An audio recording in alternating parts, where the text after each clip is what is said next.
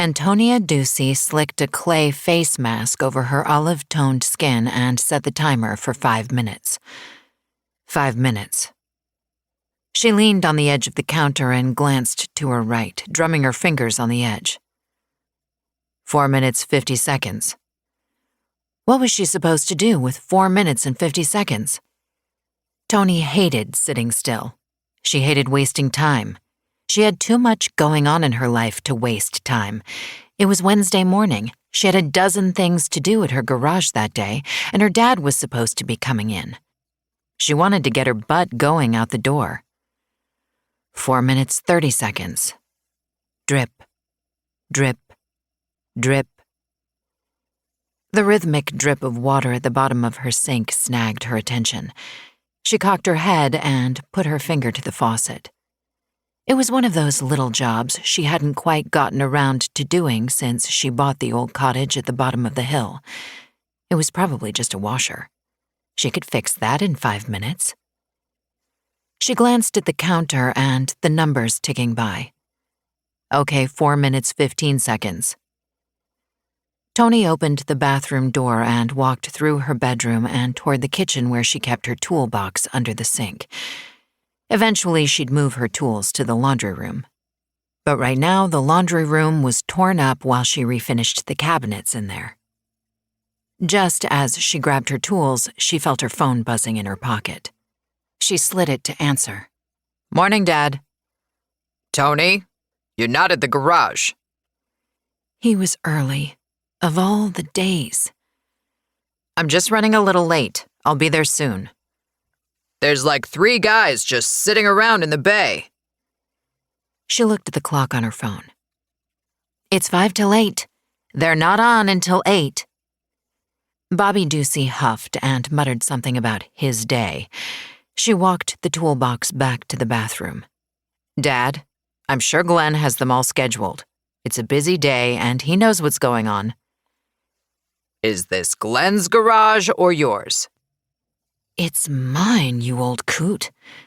"Dad, do I go to the club and tell you how to play bocce ball?" "You act like I didn't run this place for 40 years. "You act like I haven't run it for the past 15. She could feel her temper start to rise. So much for that careful meditation she'd been practicing every morning since she'd been struck with unexpected psychic powers earlier in the year. The traumatic near-shooting that had triggered her empathy was a fading memory, but the unexpected wash of emotional energy still took her by surprise most days. If she was happy, she could make other people ecstatic. If she was pissed, she could start a fight. Not to mention the emotional sponge she'd become. Most days, she hardly knew whose feelings were swimming through her body. Her 2 new friends, Catherine Bossy and Megan Carpenter, were dealing with changes too.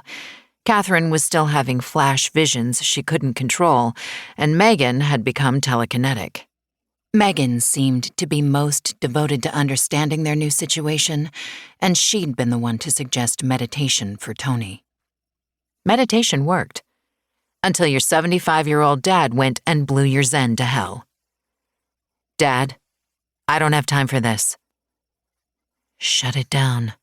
Shut it down. "Listen, I'm not sleeping in. I have a leak in the bathroom I'm fixing." "A leak?" Her father calmed down. "Ah, I know how that is. Take care of it and I'll see you here.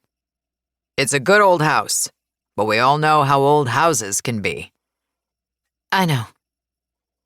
"I helped build that house, so I know how solid it is. But everything needs maintenance." "I know, Dad." "You need any help?" "I got it." She reached under the sink to turn off the water lines. "If you can help Glenn out this morning, I can take care of this. But really, don't worry about it, because Glenn's got everyone scheduled for the day." Her foreman had been working with her for 10 years. Glenn could likely run the entire garage on his own. But then, what would she do for fun? "Okay, honey. I love you. Mom made us lunch today." Her stomach rumbled, then gurgled, despite the tea she'd sipped that morning.